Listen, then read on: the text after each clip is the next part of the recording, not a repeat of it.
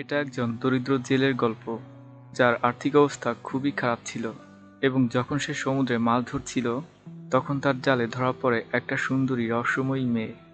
এরপর থেকে তার জীবনের সাদা-কালো পৃষ্ঠাগুলো আস্তে আস্তে রঙিন হতে থাকে। তবে প্রশ্ন হচ্ছে, এই মেয়েটা কে? কোথা থেকে এসেছে? সে কি আসলে মানুষ নাকি ক্রিয়েচার? তার মধ্যে কি কোনো আধ্যাত্মিক শক্তি রয়েছে, নাকি সে ৮-১০টা মেয়ের মতো একটা সাধারণ মেয়ে? তো মুভির নাম অন্ডিন। মুভিটার আইএমডিবি রেটিং হচ্ছে 6.8 আউট অফ 10। রেটিংটা বেশ ভালো। এই মুভিটার রাইটার ও ডিরেক্টরের নাম হচ্ছে নেইল জর্ডান। নায়কের চরিত্রে অভিনয় করেছে কলিন ফারেল ও নায়িকার নাম হচ্ছে এলিজা বাসলেডা। এটি মূলত একটি আয়ারল্যান্ডের মুভি, আর এটি 3টি ভাষায় মুক্তি পেয়েছে। ভাষাগুলো হচ্ছে ইংলিশ, ফ্রান্স ও রোমানিয়ান। তো হাই, আমি একজন অপরিচিত ব্যক্তি এবং আইএস মুভি রিভিউ চ্যানেলের নিউ এপিসোডে আপনাকে স্বাগতম। মুভি শুরু হওয়ার সাথে সাথেই আমরা একজন জেলেকে দেখতে পাই, যার নাম হচ্ছে সিরাকিউজ। সে তখন সমুদ্রে মাছ ধরতে ব্যস্ত ছিল, কিন্তু সে বেশ কিছুদিন ধরে কোনো মাছই ধরতে পারছে না। এর জন্যই তাকে চিন্তিত দেখাচ্ছে। সে আজও সমুদ্রে মাছ ধরতে জাল ফেলেছে, আর যখন সে বুঝতে পারে তার জালে কিছু একটা ধরা পড়েছে, তখন সে জালটা উপরে তুলে আনে এবং সাথে সাথেই সে অবাক হয়ে যায়, কারণ তার জালে ধরা পড়েছে একটা জীবন্ত মেয়ে, যার অবস্থা খুবই খারাপ ছিল। তো মেয়েটাকে বাঁচাতে সিরাকিউস তাকে সিপিআর দেয়, যার জন্য মেয়েটার শ্বাসকষ্ট অনেকটা কমে আসে, কিন্তু সে পুরোপুরি সুস্থ নয়। তাই সিরাকিউস সিদ্ধান্ত নেয় সে মেয়েটাকে হসপিটাল অর্থাৎ ডাক্তারের কাছে নিয়ে যাবে। এর জন্য সে তার বোটটাকে ঘুরোতে যায়, কিন্তু তখন মেয়েটা তাকে এটা করতে বারণ করে আর বলে, আমাকে লোকালয়ে নিয়ে যাবেন না। কিন্তু কেন? কারণ আমি মানুষকে ভয় পাই। এইটা কোনো কথা? কথা দাও সবসময় আমাকে লুকিয়ে রাখবে। বোঝা যাচ্ছে মেয়েটার কথায় রহস্য লুকিয়ে রয়েছে। তো সিরাকিউস কোনো ভাবনা চিন্তা না করে তাকে বাড়িতে নিয়ে আসে, যে বাড়িটা একটা দ্বীপে ছিল। সেখানে তেমন কোনো লোকজনের আনাগোনা ছিল না, বলা যায় কিছুটা নির্জন এলাকা। কিন্তু অনেকদিন ধরে মাছ না পাওয়ায় সিরাকিউজের আর্থিক অবস্থা অনেকটাই খারাপ হয়ে গিয়েছে। তাই তার কাছে যে খাবার ছিল তা ওই মেয়েটাকে খেতে দেয়। তারপরে সিরাকিউজ নিজের বাচ্চাকে আনতে তার এক্স ওয়াইফের বাড়িতে যায়, আর তখন আমরা জানতে পারি তার মেয়ের 2টা কিডনি নষ্ট হয়ে গিয়েছে। কোনো ডোনার না পাওয়ায় বারবার তাকে ডায়ালাইসিস করাতে হচ্ছে। বাচ্চা একটি মেয়ে, এত বড় অসুখ, কষ্ট তো হচ্ছেই। তো ডায়ালাইসিস করানোর সময় এনি তার বাবার কাছে একটা গল্প শুনতে চায়। তো সিরাকিউস তাকে আজকের ঘটনাটা গল্পের মতো করে সাজিয়ে বলতে থাকে যে একজন গরিব জেলে ছিল, আর সে অনেকদিন ধরে কোনো মাছ ধরতে পারছিল না। তবে একদিন ওই জেলেটার জালে একটা সুন্দরী মেয়ে ধরা পড়ে। এটা শুনে এনি বলে, ওটা কি স্টার কি ছিল? তো এই শব্দটার সম্পর্কে সিরাকিউজের তেমন কোনো ধারণা ছিল না, তাই সে ভ্যাবাচ্যাকা খেয়ে যায়। এটা বুঝতে পেরে তখন অ্যানি বলে, স্টার কি আসলে সমুদ্রে বসবাসকারী একটি প্রাণী, যে কিনা ম্যাজিক্যাল গান গাইতে পারে, আর ওই জাদুর গানের সাহায্যে সে যে কোনো কিছু করতে পারে। আর তুমি কি জানো বাবা, ওই স্টার কি মাটিতেও বসবাস করতে পারে?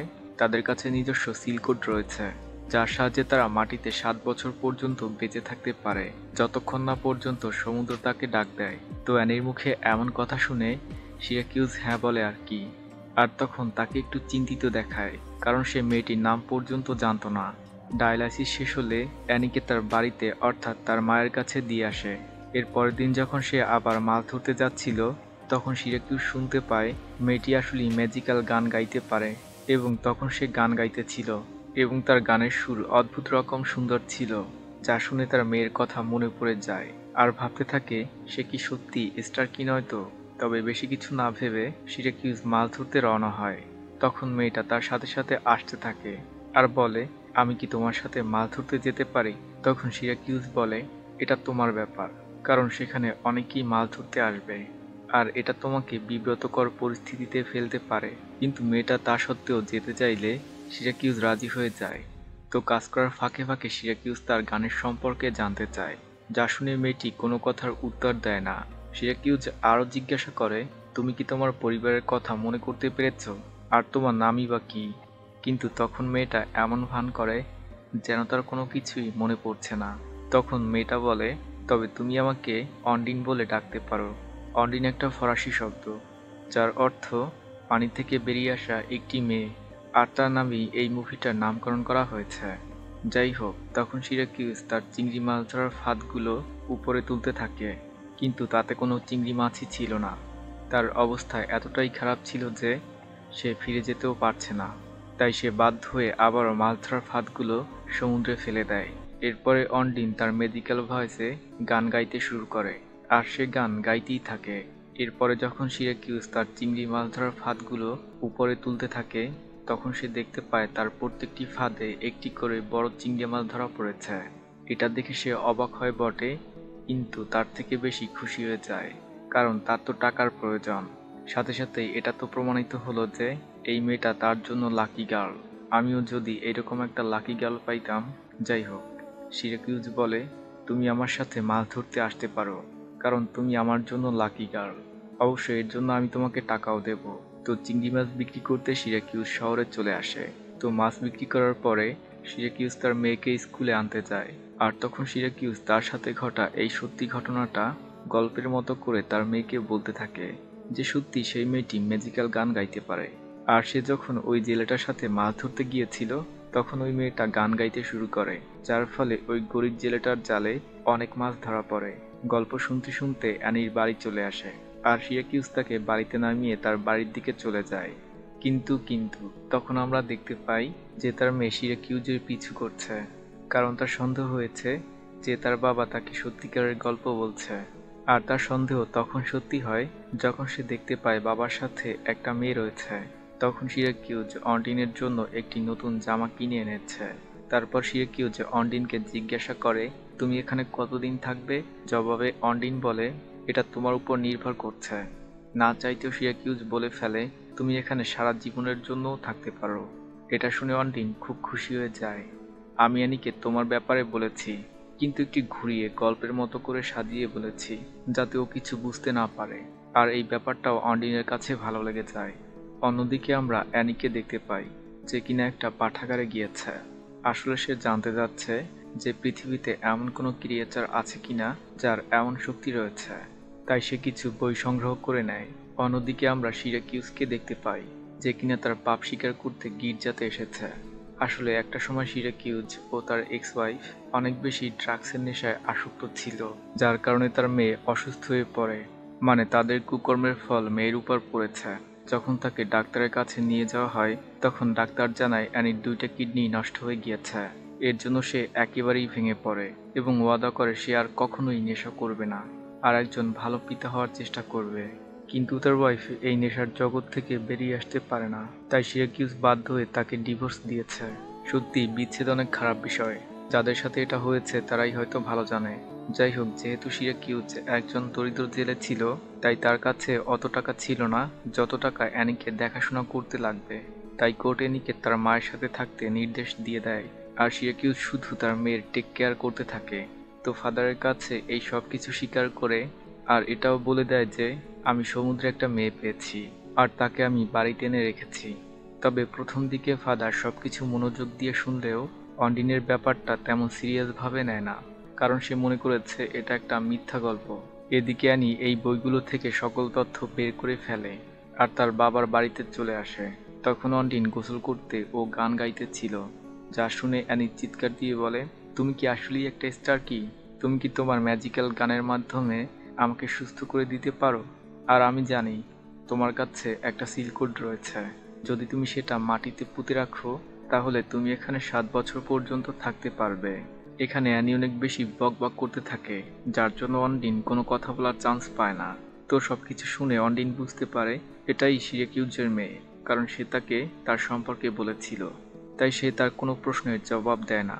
অন্যদিকে আমরা সিরাকিউজকে দেখতে পাই, যে কিনা ওই পাঠাগারে গিয়েছে, কারণ তার সন্দেহ হচ্ছে সত্যি কি অন্ডিন অন্য পৃথিবী থেকে এসেছে।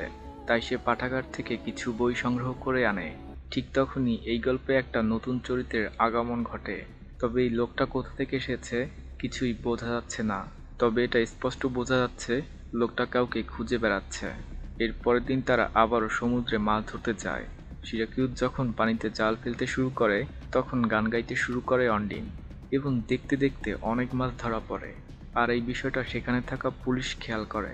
তাই তারা এটা চেক করতে সিরাকিউজের বোটে চলে আসে, যে সে কোনো অবৈধভাবে মাছ ধরছে কিনা। তো তারা সেখানে অবৈধ এমন কোনো কিছুই পায় না। আর যখন পুলিশ এসেছিল, তখন অন্ডিন নিচের কেবিনে লুকিয়ে পড়ে। তবে যখন পুলিশ সার্চ করে অন্ডিনকে দেখতে পায় তখন তারা তার সম্পর্কে জানতে চায়। তখন সিরাকিউজ বলে বোটে মেয়ে থাকা কি অবৈধ কাজ? তো পুলিশ এটা লিগ্যাল দেখে তাদেরকে ছেড়ে দেয়। তবে বাংলাদেশ হইলে দুইটারই খবর ছিল। এরপরে সিরাকিউজ অন্ডিনকে বলে যে দেখো, এটা ছোট একটা শহর, আর এখন এই ঘটনাটা পুরো শহরে ছড়িয়ে পড়বে। তার থেকে ভালো হয় তুমি না লুকিয়ে সবার সামনে চলে আসো। অন্ডিনও তাই করে, কিন্তু সকলে তাকে অবাক দৃষ্টিতে দেখতে থাকে। আর এই বিষয়টা অন্ডিনের কাছে বিরক্তিকর লাগে। আর যখন সে এই বিষয়টা সিরাকিউজকে জানায় তখন সিরাকিউজ বলে আসলে তুমি অনেক বেশি সুন্দর, তাই তারা তোমার দিকে ওভাবে তাকিয়ে থাকে। এরপর সিরাকিউজ অন্ডিনকে প্রথমবারের মতো অ্যানির সাথে দেখা করিয়ে দেয়। এতে আমরা অ্যানিকে অনেক বেশি খুশি হতে দেখতে পাই। তখন তারা শপিং করছিল। সুন্দর সময়, তাই না? আসলে প্রত্যেকটা মানুষই একটা সুন্দর সময়ের জন্য অপেক্ষা করতে থাকে। কারো কাছে সে সময়টা আসে, আবার কারো কাছে সে সময়টা আসে না। এটাই বাস্তব। পরের দিন অ্যানি সিরাকিউজের বাড়িতে চলে আসে, যেখানে অন্ডিন থাকতো। তো কথা বলতে বলতে অন্ডিন জানতে পারে অ্যানি সাঁতার কাটতে পারে না, তাই সিরাকিউজ অ্যানিকে সাঁতার শিখাতে নিয়ে যায়। তো সাঁতার শিখানোর সময় অন্ডিনের পায়ে একটা নেটের জাল আটকে যায়, আর এটা দেখে অ্যানি মনে করে এটাই তার সিলকোড।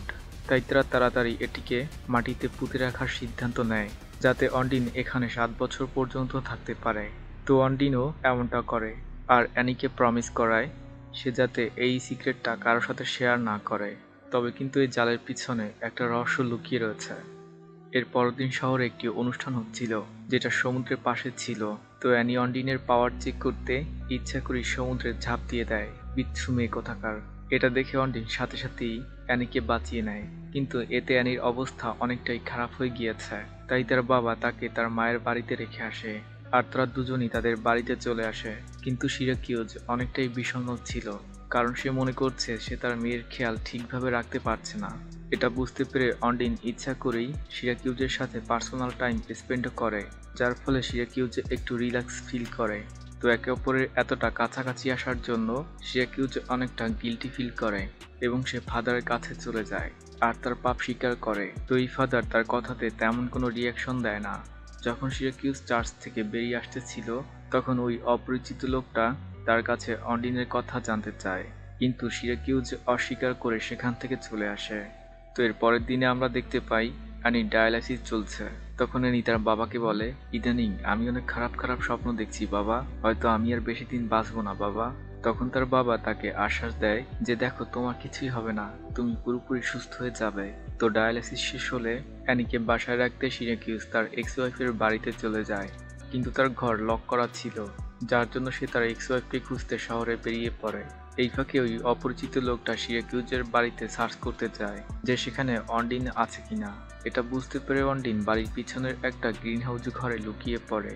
তো অন্ডিনকে না পেয়ে ওই অপরিচিত লোকটা সেখান থেকে চলে যায়।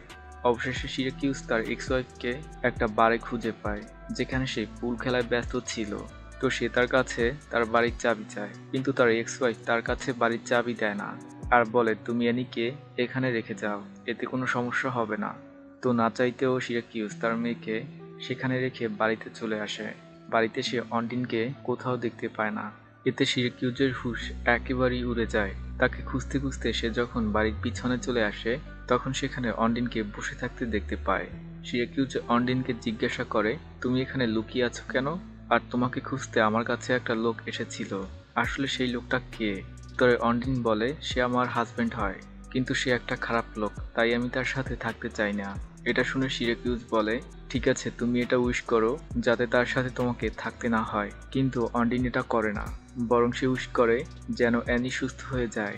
যেটা শুনে সিরাকিউজের মুখ শুকিয়ে যায়, কারণ তার কেমন জানি অদ্ভুত ফিল হচ্ছে। তো তখন আমরা দেখতে পাই যখন অ্যানি তার নেশাগ্রস্ত মায়ের সাথে বাড়িতে যাচ্ছিল তখন তার গাড়ি তার বয়ফ্রেন্ডের গাড়ির সাথে ধাক্কা লাগে। তো এই বয়ফ্রেন্ডের নাম হচ্ছে অ্যালেক্স, আর এই দুর্ঘটনায় অ্যালেক্স সেখানেই মারা যায়, আর অ্যানি ও তার মা বেশ আহত হয়। যা শুনে সিরাকিউজ হাসপাতালে চলে আসে, আর তখন ডাক্তার সিরাকিউজকে বলে আসলে অ্যালেক্স তার বডি পার্ট ডোনেট করে গিয়েছে এবং তার কিডনি অ্যানির কিডনির সাথে ম্যাচ করে গিয়েছে। এটা শুনে সিরাকিউজ অনেক বেশি খুশি হয়ে যায় এবং ডাক্তারকে অপারেশন করতে পারমিশন দিয়ে দেয়, আর অপারেশনটাও সাকসেসফুল হয়, যার ফলে অ্যানি নতুন জীবন ফিরে পায়।